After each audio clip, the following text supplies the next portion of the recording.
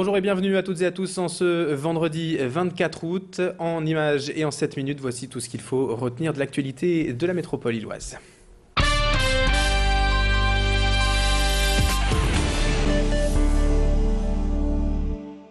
C'est bientôt le coup d'envoi de la braderie édition 2012. Dans quelques jours, la capitale des Flandres va se transformer en plus grand marché aux puces d'Europe. Dès le samedi 1er septembre, vous pourrez partir à la chasse aux bonnes affaires, sans oublier de déguster quelques bonnes moules. Alors pour être sûr que cette braderie reste un plaisir, quelques précautions sont à prendre. Chaussez de bonnes baskets, évitez de vous déplacer en voiture et préférez les transports en commun. Transpol met en place un pass braderie à 4,80 €. Attention, sachez que cette année, le stationnement pour les Véliles est supprimé dans le périmètre de la braderie. L'accent sera bien sûr mis sur la sécurité. Précision avec Jacques Richir au micro de Marie Dufour. C'est sécurité, mais surtout concilier à la fois le côté très bon enfant de cet événement, son côté populaire, convivial, et le faire en toute sécurité. Ce qui veut dire que c'est notre rôle, à la fois la ville, mais également tous les organisateurs, les services de police, les services de secours, de penser, j'allais dire, à toute manière à ce qu'elle soit omniprésente, cette sécurité, mais qu'en même temps, elle ne soit pas du tout envahissante, et qu'elle permette, encore une fois, aux gens de tous âges de déambuler pendant quelques heures, de passer un bon moment dans cette ville. Pour trouver votre bonheur, quelques endroits sont incontournables. Il faut privilégier les lieux où on trouve les bonnes affaires, c'est-à-dire tout l'espace autour de la mairie, Louis XIV, voir le Jean-Baptiste Lebas, la plage Jacquard près de l'ancienne maternité, tout le secteur du Quai du Vau aussi, et puis tout le secteur de l'Esplanade. Alors on a d'autres endroits où il y a une braderie plus commerçante, qui est moins intéressante. Je crois que c'est aux gens avec leurs pieds à se faire leur bonne braderie, y compris éventuellement avec l'aide des applications smartphone pour avoir les bons plans. Si vous n'avez toujours pas d'emplacement, dépêchez-vous, il vous reste jusqu'au mercredi 29 août pour vous inscrire en mairie. Suite et fin de l'aventure d'Aimé Lehmann, ce Lomois handicapé de 67 ans est arrivé jeudi soir en gare de l'Île-Europe. Sur le quai pour l'accueillir, sa sœur, avec qui il n'avait plus de contact depuis 5 ans, et une voisine, Gisèle Deloison. Toutes les deux étaient ravies de le retrouver et espèrent que cette mésaventure lui a servi de leçon. Je suis contente de le voir rentrer, puis moi je crois qu'il ne va plus croire à ces histoires-là. Et puis faire en sorte que les gens ne reçoivent plus du courrier comme ça. Parce que c'est important. Parce que des personnes fragiles comme ça, ils y croient.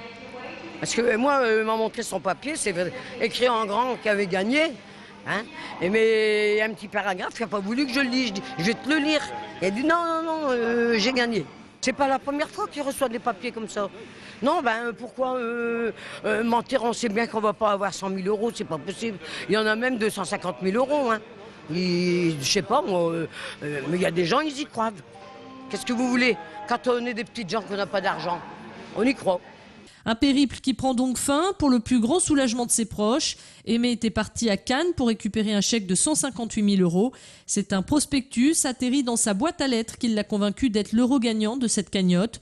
Coincé dans le sud de la France, sans un sou en poche, la société auteur de ce prospectus a décidé de lui payer son billet de train et de le dédommager à hauteur de 1 000 €, plus une boîte de chocolat pour sa voisine qui l'accompagnait à distance dans ce périple. Avis aux amateurs de sensations fortes, la traditionnelle foire au manège fait son grand retour sur le Champ de Mars à partir de ce samedi. Au programme 180 manèges, des confiseries et surtout des nouveautés, dont un cinéma en 6D. Ici, les années passent mais ne se ressemblent pas, comme nous le précise Frédéric Marchand au micro de Marion Villette. Comme chaque année, on essaie d'avoir quelques nouveautés pour faire en sorte que le champ de foire ne ressemble jamais à celui de l'année précédente.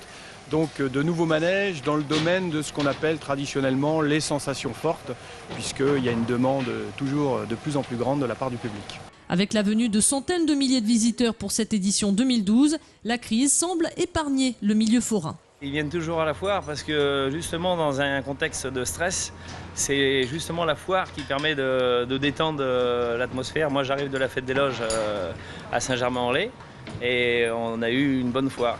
La seule chose qui peut nous ralentir, c'est l'eau. Quand il pleut, forcément, les gens viennent moins. Après Philippe Candeloro l'année dernière, c'est au tour du chanteur Francis Lalanne de monter sur scène samedi pour donner de la voix. La foire au manège, c'est tous les jours jusqu'au 23 septembre sur l'esplanade du Champ de Mars. Ce week-end, attention au retour de vacances. Bison Futé a classé la journée de samedi orange dans les deux sens de circulation. En revanche, le trafic sera fluide dimanche avec un joli drapeau vert. Privilégiez donc ce jour pour faire vos déplacements et n'oubliez pas que le chantier de rénovation prendra fin ce dimanche sur l'A1. D'ici là, les automobilistes devront rouler sur une seule voie.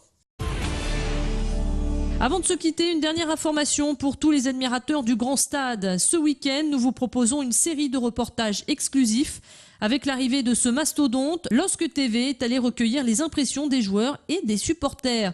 Un feuilleton en 3 épisodes à découvrir tout au long de ce week-end sur Grand Lille TV. Bonjour et bienvenue à toutes et à tous en ce vendredi 24 août. En images et en 7 minutes, voici tout ce qu'il faut retenir de l'actualité de la métropole illoise.